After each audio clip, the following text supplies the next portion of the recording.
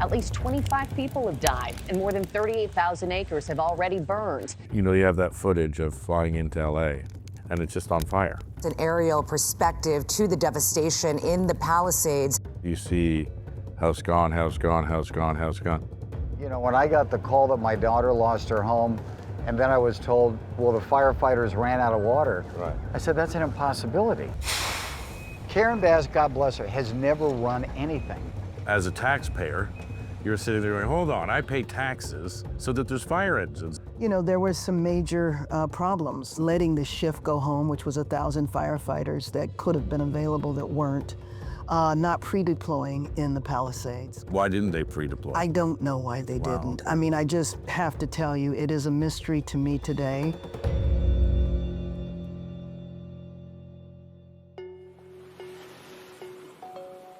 So we're going down here in the Palisades, ground zero for the Palisades fire.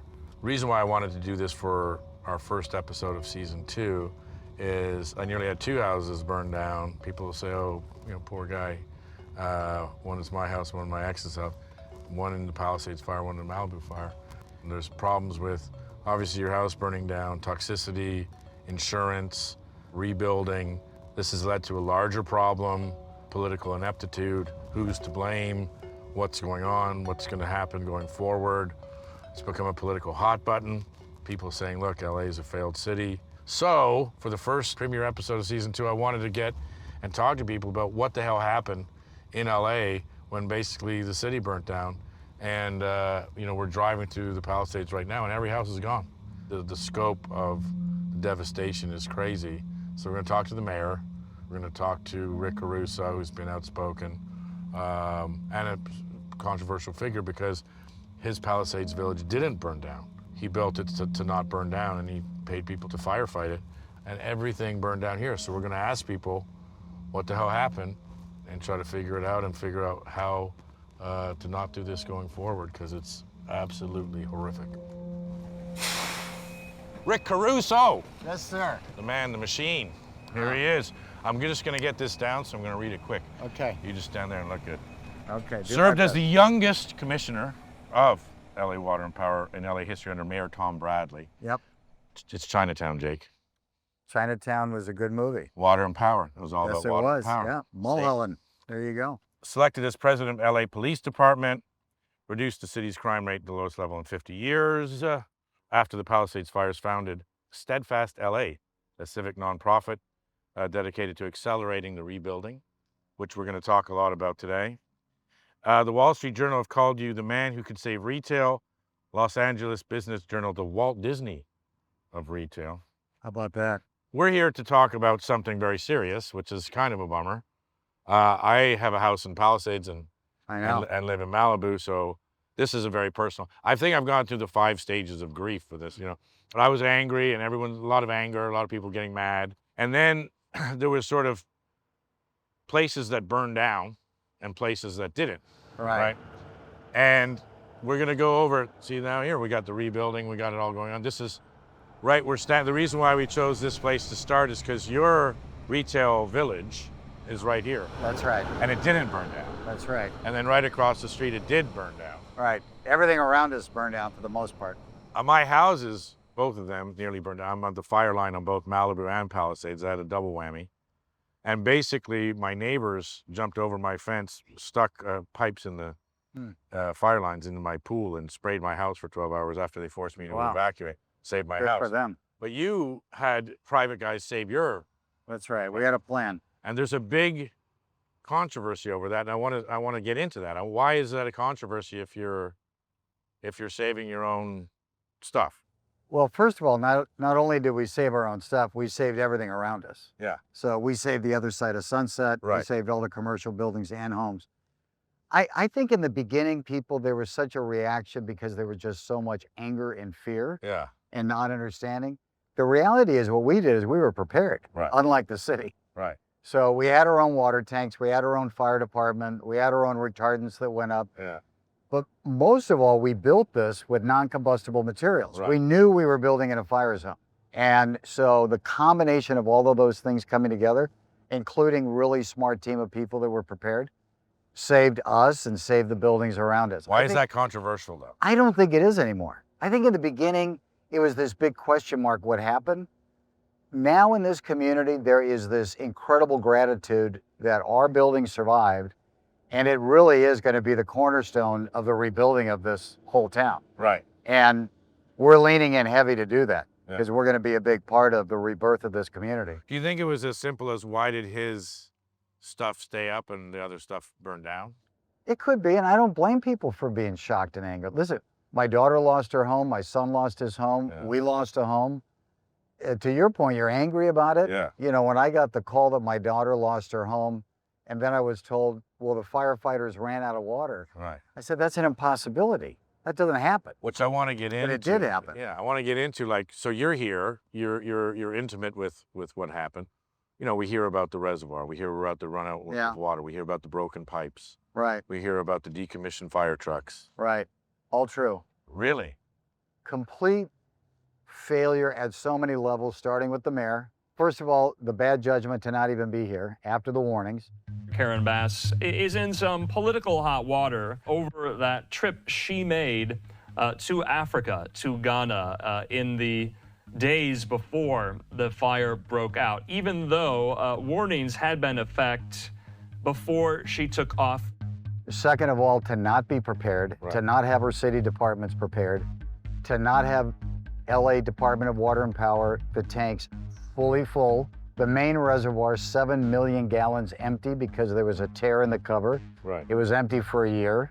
They knew the winds were coming. There were warnings for days and days and days. Yeah.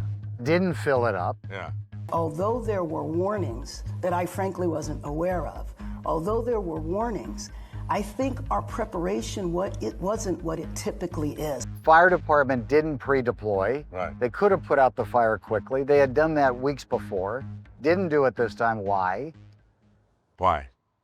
Failure. We still don't have answers. Well, there's no after action report. Why?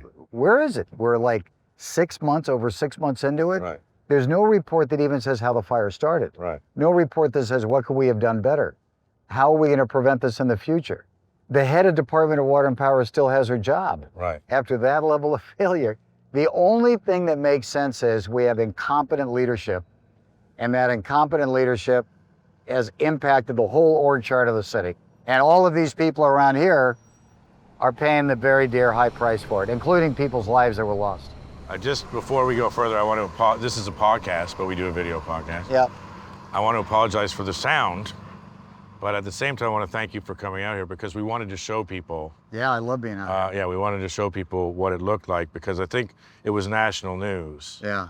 And then a lot of people forgot about it, or it's not on the I'm news. really glad you're here. So we I'm wanted to grateful walk you're through here. it. To go back to your point, though, so I think there's a couple things. Okay, the reservoir not being filled, people are like, what's going on? Decommissioning fire trucks and sending Didn't fire. have enough equipment. Didn't have enough equipment, broken pipes, etc. Fire hydrant's not working. Fire hydrant's not working. The mayor being in Africa. Right. All of these things during the anger phase of our grief, there's a lot of anger and there's a lot of focus of that anger. This has become a national political issue now. And people are using it to say, look, San Francisco is a failed city. LA is a failed city. Right. You know, what do you think about this being used as a political tool? I think if this is used to get the electorate to say to themselves, competency matters. Right. We have to elect people that actually have the experience of running very complex organizations like a city is and know how to manage things is really important. Because ideology, no matter how good it may be and how well-intended it may be, did not save the Palisades. Right. Competency would have. This Okay. fire, in my opinion, Yeah. if not completely prevented the damage, most of all mitigated. Really? Highly, no doubt about it. How? If the fire department was pre-deployed, Yeah. where they knew a fire had started a week before, Yeah. they would have put it out. It would have been out in an instant. Rumor is that it was a fire that was like a New Year's Eve fire that had stayed burning. Rekindled. Yeah. That's right. Yeah. Okay, so even more to my point, wouldn't they be continually checking on that? Sure. Knowing that these catastrophic winds are coming in? Yeah. And the warnings on our phones were life-threatening catastrophic winds. Right. I had never seen a description like that. I Yeah. don't know if you had. Oh, yeah. I was more worried about trees falling than the flames, you know. But we know, and we knew in our property, when you have high winds in Santa Ana's, there's a likelihood that there's going to be a fire associated with it. That's why we were ready 2 days before. Hi, it's Shane Smith. Now, before we get back to it, I wanted to let you know about my new Substack. I'm shanesmith.substack.com. Now, I'm going to be posting a lot of new content there, from extended versions of this show to behind-the-scenes stories from my adventures all over the world with Vice. Now, the best part, it's free if you sign up now. So go to shanesmith.substack.com and enter your email. That's it, shanesmith.substack.com. Or click the link below, and now on with the show, which rhymes with Bazango. So we talked to some volunteer firefighters, one of them shooting right there, no, right over there, and who said, look, you have to do house hardening and mitigation by cutting your foliage, et cetera, which, by the way, and using materials that are non-combustible. Basically, what you did is now going to be the mandate of what you have to do for your house. And what he was saying is like, look, 100-mile-an-hour winds. No one's doing their mitigation that they have to do that you did personally. That's going to be now sort of a mandate that you have to do that. He was saying that it's up to you personally to mitigate your own house, which I'd never heard. And then they're saying that they're getting that message out with the community brigade and all these other to try to get that message out. You actually did that, but what you're saying is it was a failure of leadership that contributed or made this happen, because if there was good leadership in there and the right decisions were being made, then this wouldn't happen. No doubt. Really? No doubt. And anybody who's looked at the facts comes to the same conclusion. And nobody should pin the responsibility on any resident in the Palisades or Altadena for not clearing their brush. The failure to clear their brush, which is another big point we didn't talk about, is there was 40 years of vegetation in the hills. You've been advocating clearing this brush up for a while. For a decade. Failure of the state, failure of the county, failure of the city. That was the rocket fuel. Had that brush been cleared out by the state, you wouldn't have had this happen. Right? So it's not the people's homes. Do we want to rebuild in a way that's smarter? No doubt. We want people to rebuild. But you can't pin it on the people out here. It wasn't the brush in the trees around their home that created this fire. It started up in the hills took off. And that's why if there would have been pre-deployment, they could have knocked it down. They failed to do that. Still to this day, let me just tell you how inept the failure is locally here. All of that 40-year brush is still behind the hills in Brentwood. Still there. You would have think that's the first thing they would have done. Let's not allow this to happen again. Now, whose job is that if it's Brentwood? Mostly the state and the county. Really? Yeah. And so it's failure city, but it's also failure state and county. The mayor of LA should say to the governor, should say to the county, go get that brush figured out now. Let's not take a chance anymore. Now, as we walk, I want to start with this. You have been advocating, you can correct me if I'm wrong at any time. Private competency, if you will, to solve sort of public issues. Right. That's what Steadfast is about. There you go. And so I want, as we walk from this into your area, I want to talk a little bit about that. About, let's say what you would do as mayor. Or what would you do as governor, let's say. To preempt these problems. And what you think about public versus private and why you think the solution lies in. You ready? We're ready to go. And we're gonna go. We're gonna go slow, but we're gonna go.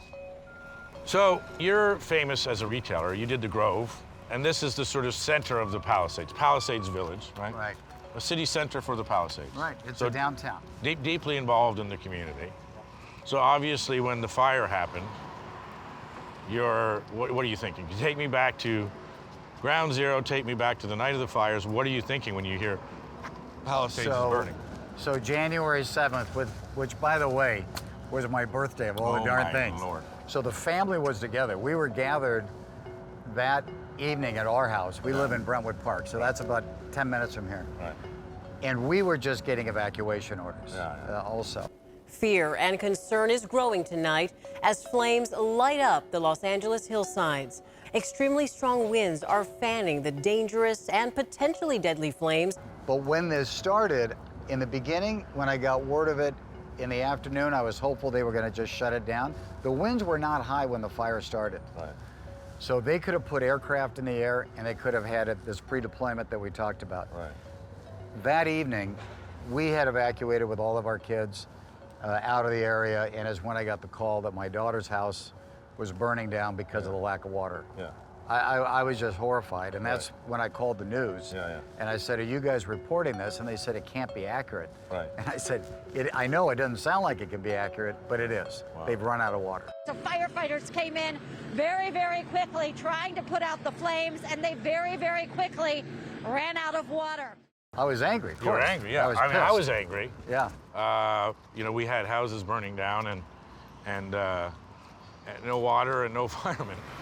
And sorry, there are trucks, but I don't mind. Trucks, I don't mind. It's real. It's real. This is the Palisades This now. is the Palisades, This yeah. is what's happening. And will be for years. And thank God it's happening. Yeah, because Right? otherwise, if there's no trucks, it means there's no rebuilding. Yeah, we want to see this happening. So we're here on Sunset, so we're just going into your village here now. Palisades Village. How long has it been around? we opened this, we built this 6 years ago. Yeah, here we go. And this very quickly became embraced by the community as their downtown. And there's a downtown around it. We're part of that. And this is what we built with all non-combustible materials. So as you look at what appears to be wood on the buildings, Right. that's all concrete formed to look like wood. Wow. And if you notice, there's no vents that most homes have vents, because Yeah. the majority of the homes that were lost in the Palisades were burned from the inside out. Right. The ember got inside the house. Yeah. So this was well designed by our team. And also when those warnings came out, Yeah. we were pre-deployed. The warnings came out 4 days before, I believe. Right. We were pre-deployed out here 2 days before. So hold on, let's get back. The warnings to say, hey, Santa Ana winds, higher extreme fire warning. Life-threatening. Life-threatening. You can't miss that. 4 days before. Right. They did not deploy. Mayor's not here. Right. She goes to Ghana. Right. Right. Would that have made any difference if she was here? Of course. Yeah. Well, you would hope. You would hope if she had the management skills. Right. You know, I don't know. But isn't it supposed to be like If the Army? And it's like, okay, here's the fire, deploy. Like, But yeah, okay, let's say the Army. The general better be on the ground. okay. Right? That's your point. job. That's what you wanted to do. That's what you got elected to do. The leader has to be here to lead. Simple as that. She wasn't. I think what we're going to find out, if there's ever an after-action report, is it was chaos in terms of the command. Yeah. Command and control. The fire department was not deploying properly. There were sections. They fought after. But there were sections, as you know, in the Palisades in Malibu, there was never a fire truck there, Yeah. right? So I know. you couldn't screw this up more. That's where my anger came from. I get it. And we're smiling. We're smiling because we're alive and life is good. But but it's a tragedy. And you're saying it could have been avoided with better management. No doubt. Better, I'd love to command have and somebody prove me wrong. Okay, great. Well, look, Shane Smith has questions. We want to just ask everybody questions. We're going to ask the governor. We're going to ask the mayor, and say what in God's name happened. Well, there's one thing that did happen. Yeah. There's zero accountability. Right. That's happened. Yeah. Nobody, after 6 months of this, has said, "I'm sorry, I could have done a better job." Right.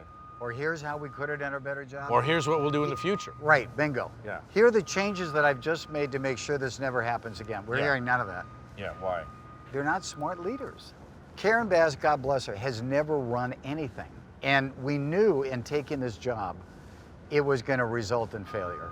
When you're in the legislature, when you're in Congress, and the only thing you've done in terms of a bill is change the name of a library, how does that experience, and not a lot of experience even in Congress, how does that experience equate to managing a city with a $12 billion budget and 4 million people? Yeah. And this, unfortunately, is a manifestation of that. So that's where I hope this fire, people have woken up and say, you know what, we got to have competent leadership across the country. Well, let's talk about leadership. So this is a micro problem of a macro political issue, right? Right. So we have, for a number of years, we've had San Francisco Boy, I know that our audio podcast people are going to be going bonkers about this. Sounds good. A larger issue, they want to say that democratic cities or democratic states are failed. You know, San Francisco is a failed city. Now LA is a failed city, which I want to get into with you as well. But while we're in here, I just want to say, so private solutions for public problems. How could we have implemented some of that here? The whole point of Steadfast is to bring the best and the brightest, which what we've done, it's a nonprofit that I formed. I've asked some of the smartest people in town, whether they're lawyers, engineers, designers, people from Amazon, Parsons, Esri. We're going to take discrete problems, which we have. We're going to solve the problem, do it urgently, and hand it off to the city, the county, and state. Right. For example, we came up with the idea of AI plan check. Right. Plan check in Los Angeles takes 6 to 8 months. Right. Talk to Mike Hopkins at Amazon. How do we do this through an AI model? It got created between Amazon and Alcatech, a firm out of Australia, delivered it to the city and the county, and now Malibu has it. Raised the money for it. It will plan check in hours. Right. That saves somebody like you a ton of money and a ton of time, right? Undergrounding the power lines, we came up with a plan for that. Rebuilding of the park, which we're kicking off. I'm walking that later this afternoon. We're kicking that off to rebuild it. We're helping the Unified School District rebuild the schools. So all of these team members who are just super smart with a great sense of urgency are lending their time and talent. Right. And I think that major disasters like this, no different than 9/11, it's got to be a partnership between government and private enterprise. Right. It's just Well, it's the gotta problems are too big. Too huge. It's got to Too be big. everybody. Let's go see some Can of I this. just show you Yeah, something? yeah. I'm so proud of my Sure. team. Yeah. This poor building, as Yeah. much as we tried to save it, burnt down. And what we have just is scorch marks. Right. I mean, that material is pretty awesome. Yeah. So This one, there was a store. it was a store there. We tried saving it. We saved that. Like I said, we saved across the street. We were actually loaning our equipment to the fire department. They were so Wow. short of equipment. Now, I had gone on to the acceptance part of my grief, and now I'm angry again. Yeah, I know. So now we're walking up into Palisades proper, the alphabet streets, as I like to call them. Yep. And we can see the total devastation. I mean, they've done a great job clearing out the debris, which was just It's terrible. monumental. And you have advocated, we can see the hills here. Yep. You've been advocating for quite some time to clear that, and nobody did. Now, 40 years of brush. Yeah. And what happened was about 6, 7 years ago, there was a fire in Brentwood area. Again, about 15 minutes from here. And at that time, I literally said to my wife and the family as we had to evacuate Brentwood, if that fire starts traveling west and hits the Palisades, it's going to race down into the alphabet streets. And God, unfortunately, it did. Again, completely preventable. Right. But there's this ideology. Here's where leadership falls into it. This ideology that clearing brush maybe isn't the right thing to be doing. Right. Right? But I think human life and the quality of human life is the #1 priority. 1,000%. Yeah, right. But our elected officials did not prioritize it. It was funded, as I understand it. They just never executed on it. So here's what I want to talk about, because now it seems that you're kind of agreeing now that, like, you know, my point of view is fourth largest economy in the world, California, right? It's a big, successful, beautiful state. Yeah, bigger than India. Bigger than India, bigger than Japan. Bigger than Japan. It's And amazing. so, but there's this whole thing of San Francisco being failed, which I was just in San Francisco. It's fine. It looks empty. There's nobody there because Right. they've all moved to the suburbs. But, and then, you know, LA being failed. You know, obviously Republican. I'm neither right nor left. I like both, you know, sides of the coin. But I don't like propaganda, right? But what you're saying is it was a failure of leadership, and because of that, we didn't have to have this devastation. I mean, you look around, every house is burned down. Yeah, I mean, just think of every family. You look at this, 300,000 acres, 7,000 structures, and every one of these parcels, which, I mean, literally, I begin to cry. That's a family Yeah. impacted forever. Forever. And may never come back. Well, okay, the immediacy of every photo, Yeah. right? Every memory. That's right. Your clothes that you wore to your wedding. That's right. You know, your children's graduation. That's like right. all that stuff, all gone. All gone. Let alone, oh, now we have to buy plates. Yeah. Now we have to buy forks and We knives. just survived. From the beginning. You can't get an Airbnb. Right. Where do you go? Right. Now you have to rebuild, and this is another thing I want to get into. Private helping public. Insurance. A mess in the state of California. Disaster. Yeah. Like, Needs to we be need fixed. leadership. You can't get insurance in Malibu. I know everyone's like, oh, poor Malibu. Look, every walk of life lives in Malibu. That's right. Poor people live in Malibu, rich people live in Malibu, sure. But you can't get insurance. Neither on the Palisades or Altadena. And if it burns down, you really can't get insurance, and they don't want to give you any money. Right. So I even know. if you're underinsured, they're still not going to pay you. Right. How do we fix that?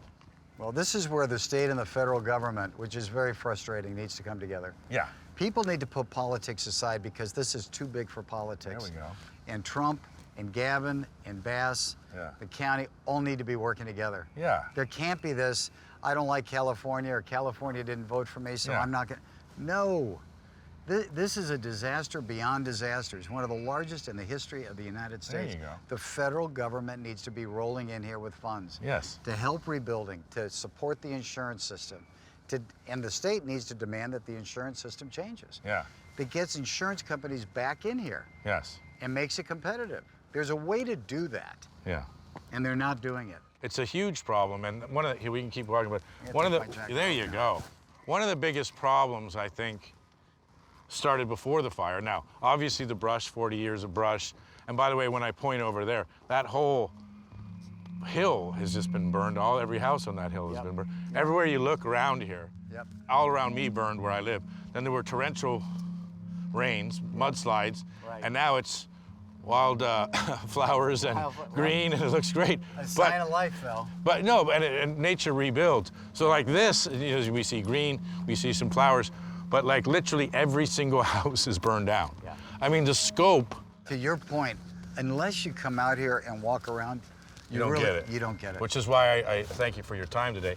But to get back to it, so the problem started even before with brush and stuff, but with insurance for years and years and years. Yes.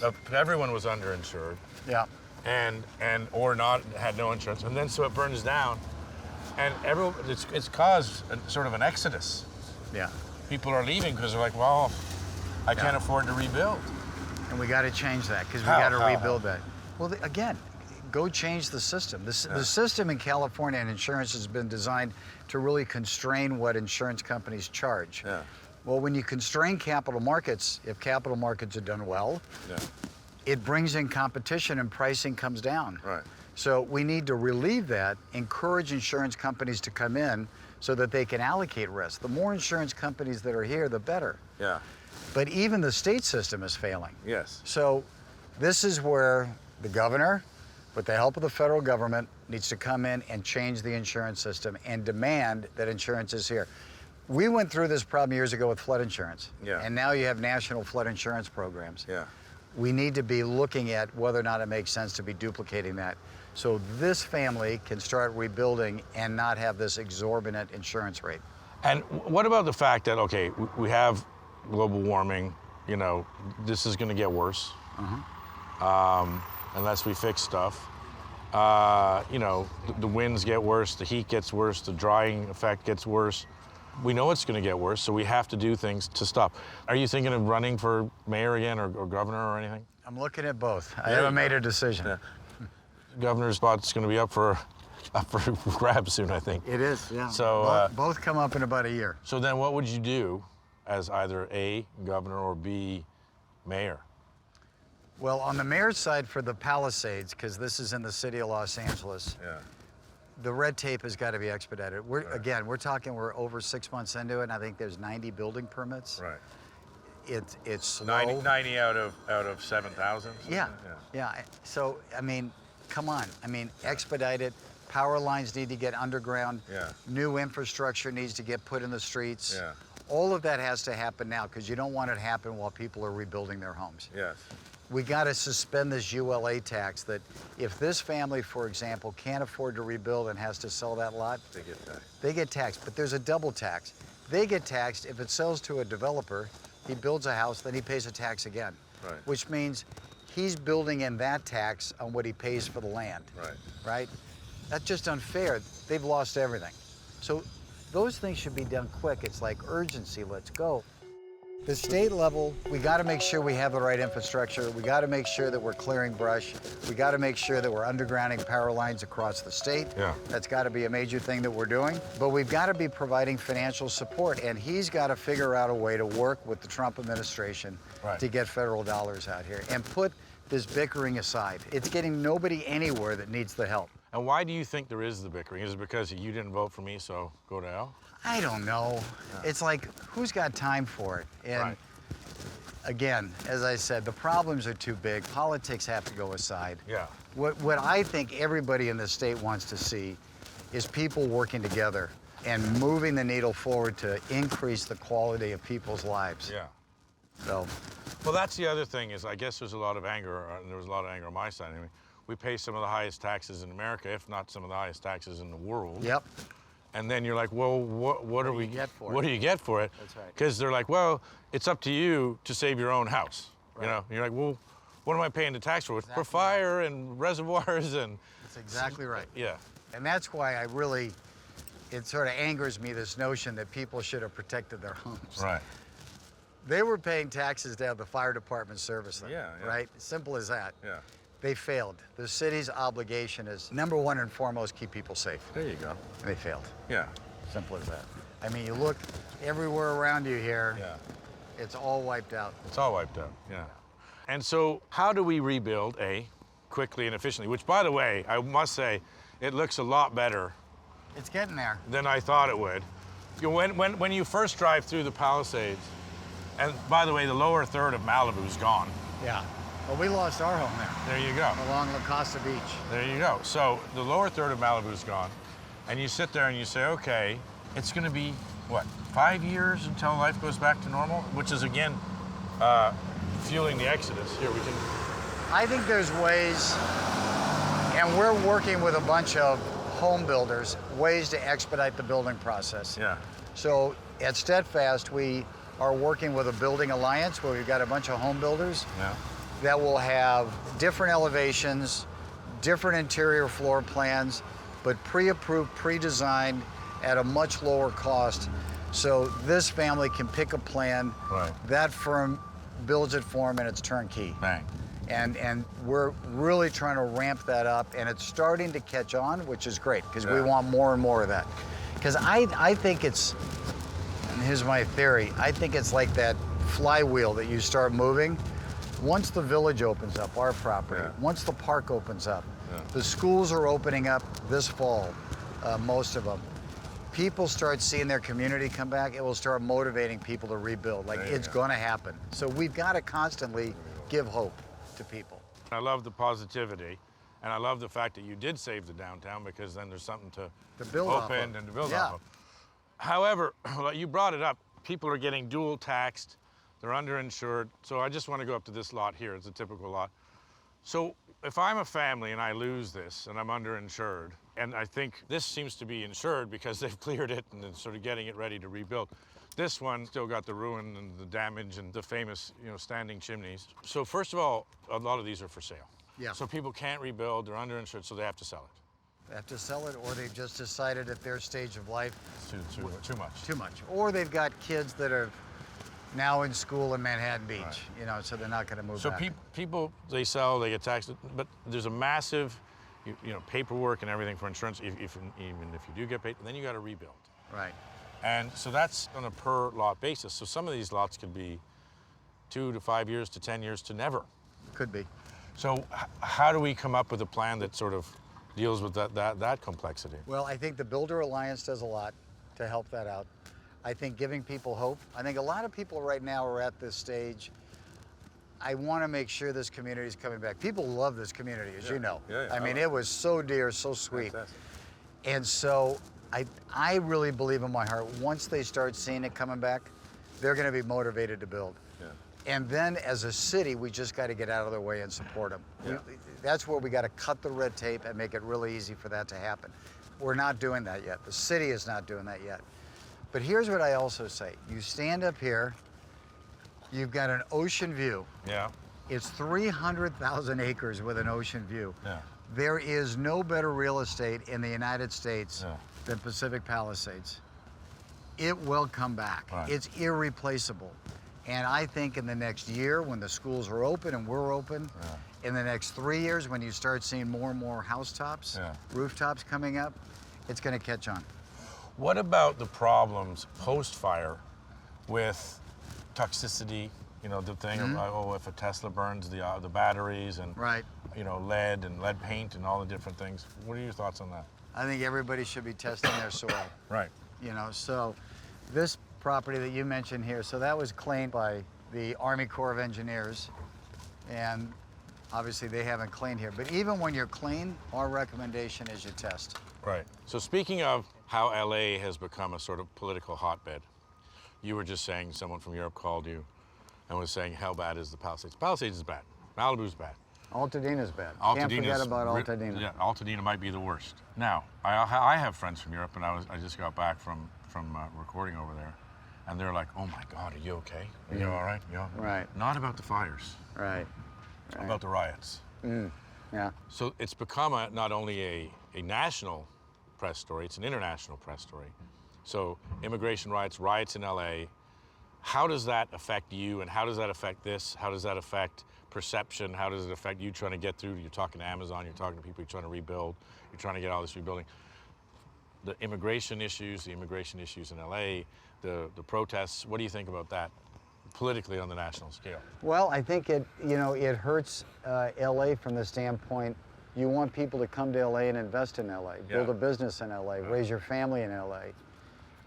And so when people get the perception there's just too many problems happening in LA, and the leadership has failed in LA, people avoid it. So it does hurt. I get that call all the time. I was with bankers yesterday that were asking that very same question. Now, I'm on the ground and I see it a little bit differently, and I believe we're going to get through it. But we have to be smarter in how we operate. There's no question we do. And we need to be getting a message out there as a city. We're back, we care, we're strong, we want you here, we're going to protect you, we want you to rebuild here, we want you to build a business here. We don't do that in LA. This mayor needs to be doing that, right? Paint an optimistic picture. Paint a picture of the future of Los Angeles. Okay. And the future of Los Angeles, to me, is bright. It's a people that are innovative, that are smart, who are diverse, who are talented, and love this region. Are we losing people out of frustration? Of course. Yeah. We got to stem that tide. But I think people are going to lean in, and I think now more than ever what I'm hearing is people want their city back. Yeah. People want that innovation back. We need to have a renaissance in Los Angeles, and I think we can do that with the right leadership. Okay. A lot of private folks. I mean, it's going to be a big tent. Here's an issue: private to solve public, and to have a renaissance in LA. Homelessness. It seems to be a chronic issue. Yes. That doesn't get solved. Again, taxation, plans, billions of dollars thrown at it. It just gets worse. One of the few cities in the United States that hasn't figured it out. What? But Honest to God, I keep going back to the same thing. It's competency, it's leadership, it's having backbone and courage to do the right thing and get rid of the ideology. There are solutions to solve the homelessness in Los Angeles. You have to be smart about it. You have to be compassionate about it. what would you do, let's say, to a mayor or governor? I had a plan when I was ready. You're massively building housing for people that are living on the streets and combining it with mental health care and drug addiction. Right. And getting them off the streets. There's organizations that are doing it today in Los Angeles with a 90% effective rate. Don't go reinvent it. Go fund them. Fund them. Yeah. Right? And that's where the private side looks at it and says, why is a government trying to rent motels and put somebody off the street in a motel room with no services? The poor person that's drug addicted, he's going to go into that motel, he's either going to run out of it or he's just going to buy drugs and stay in there. Right. And then we got billions of dollars lost. Right. If I go to the Downtown Women's Center, 18,000 women tonight in Los Angeles are going to be sleeping on the streets. Right. Most of them are going to get assaulted in some form or fashion. Right.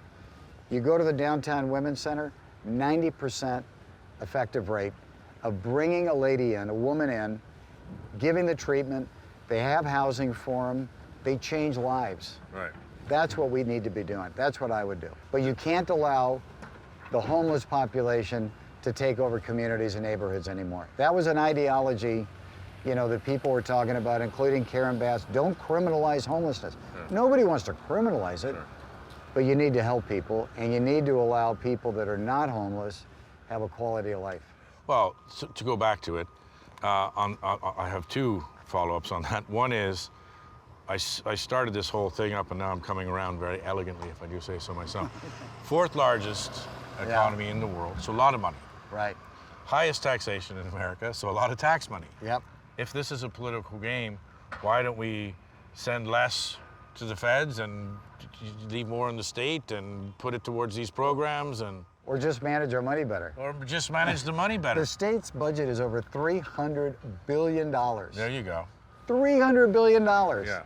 I guarantee you, any good CEO can probably cut 5 to 10% out of any budget of waste. Right. Right? LA budget is $12 billion. Right. We have like 200 departments in the city of Los Angeles. Right. It's like, get lean, get focused, serve the people. Wake up every morning and say, what am I doing today to make the quality of life better in LA? Right.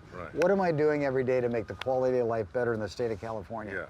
And focus on that and demand the people around you to actually execute and make that happen, state level and city level. Why does Miami have almost zero homeless? They have housing. They give them housing, they give them the services they need, but they don't let them stay on the street. Right. I mean, if you're being Canadian, if you're homeless in Canada, you're dead. Why is that? Because it's cold. Oh, It's because you freeze to death. Yeah. There are solutions. So just saying, course there are. to go back to it, for us, fourth largest economy, highest tax, we have the money. Right. We just have to deploy it in the right way. We just need the will Yeah. in combination with the competency and the expertise. And if you get leadership that's got the will and the competency and the expertise, magic will happen. To be the devil's advocate, in a way, the criticism nationally and internationally is kind of true, that we're a bit failed, LA. We are failed. Yeah. But I don't think it's a Democratic issue versus a Republican issue. Right. I think it's a competency issue. Right. And let's not politicize it in terms of party. Right. Because I think it has I think you've got it has, but you got knuckleheads who are Democrats, you got knuckleheads who are Republicans. Right. Just hire people, elect people who really want to make a difference, who really have this sacred duty to serve the public, not to just keep getting reelected. Yeah. My thing that I used to talk about is all these elected officials have never had to sign the front of a check, only the back of a check. Right. Well, that completely changes your opinion of how you see the world, right? If you don't have to meet payroll, if you don't have to pay your taxes, all of these elected officials that were in COVID, they didn't lose their jobs, they didn't lose their payroll, they didn't lose their cars, they didn't lose their staff. Right. How could they even relate to people who were struggling Right. in small businesses keeping them alive? They couldn't. I believe you were on a panel to help bring LA back after COVID. Yes, at the state level, by the governor. level, Now, going forward, hypothetically as governor or mayor, what would you do to future-proof LA and California? In terms of what issue? Okay, I can give you three. Okay. Immigration, homelessness, and environment/fire/ Well, on natural disaster. On immigration, we need to have secure borders. There's no doubt. We need to be bringing the people out of this country that are illegal and have criminal records, no doubt. And then we need to have a path of citizenship. We need to do what Reagan did, amnesty programs. We need to have a sense of compassion of hardworking people that have been here a long, long time. Governor of California. As governor of California. And But you president. need to fight for that. Yeah. Right, but as the governor of California, you have an enormous bully pulpit. Sure, yeah. Fight for that. Fight for that at a federal level, right? But I think more than anything, you have to start out and say, what are the most important things that a state can do or a city can do? So it's secure keeping borders. people safe, Yeah. and it's giving them an opportunity to prosper. Yeah. And if you give people an opportunity to prosper, cut the red tape, reduce the taxes on the working class, allow small businesses to grow, both at the state and the city level, right? Reduce the cost of housing. It's ridiculous The cost of living in Los Angeles, the median price of a home in LA is almost $1 million. Yes. Young people, many people can't afford to live in LA. Correct. We've got to build more housing. You reduce housing costs by having more supply. State of California completely is below in the needs for housing. Eliminate the red tape. Make housing happen. And how do you respond to people who say, hey, here's a billionaire advocating for working class and cheaper housing? I started my company with nothing. I created thousands of jobs along the way. I've employed thousands of people. I get great delight in watching people grow and prosper. And I didn't inherit it. I built it. I understand how to do it, and I want to do it for other people. So we got immigration, now climate / natural disasters, fires, et cetera. Yeah, you have to be smart about it. We have to recognize we have global warming. We have to be prepared for it. But like out here in residential areas, we need to be clearing brush. We need to put people's safety first. Right. And we've got to get out of this ideology business. We're going to go save some rare little thing at the cost of human life. Right. We can't be doing that anymore. We got to have adequate water supply. We got to make sure our infrastructure is built for the 21st century.